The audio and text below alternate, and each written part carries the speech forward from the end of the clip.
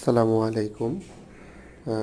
এই মুহূর্তে আপনারা যেটা দেখতে পাচ্ছেন, এটা আমার একটা ছোট্ট মিনি প্ল্যান্টেড অ্যাকুরিয়াম, যেটাতে সাধারণত কোনো মাছ ছাড়ার আমার কোনো ইচ্ছা ছিল না। এটা আমি সাধারণত টেবিল ল্যাম্প হিসাবে ইউজ করি আমার পড়ার টেবিলটাতে।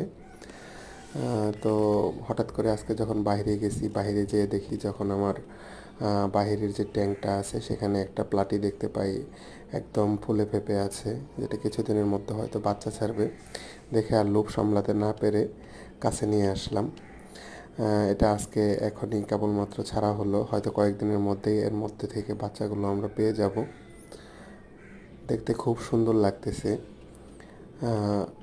মিনি প্ল্যান্টেড অ্যাকুরিয়ামের ভিতরে এই মাছটা কীভাবে সারভাইভ করবে এবং এর বাচ্চাগুলো কেমন হবে তা দেখার জন্য আমার সাথে থাকুন। আমরা অতি শীঘ্রই এটা নিয়ে একটা সামনে আরেকটি ভিডিও বানাবো। ভিডিও শেষ হলে আপনাদেরকে আমরা দেখাবো ইনশাআল্লাহ। আমার এই ছোট্ট অ্যাকুরিয়ামটাতে মূলত আমার ইচ্ছা ছিল একটা বেটা ফিশ ছাড়ার।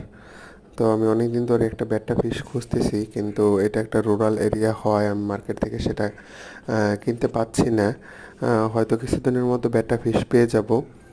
পড়ার টেবিলটাকে সুন্দর করার জন্য একটা বেটা ফিশ, একটা প্ল্যান্টেড অ্যাকুরিয়াম ল্যাম্প লাইট হিসাবে খুবই আকর্ষণীয়, এবং এটা যখন রাতের বেলা ঘরের সব লাইট অফ করে দেওয়া হয় তখন খুবই চমৎকার এবং অনেক সুন্দর দেখা যায়।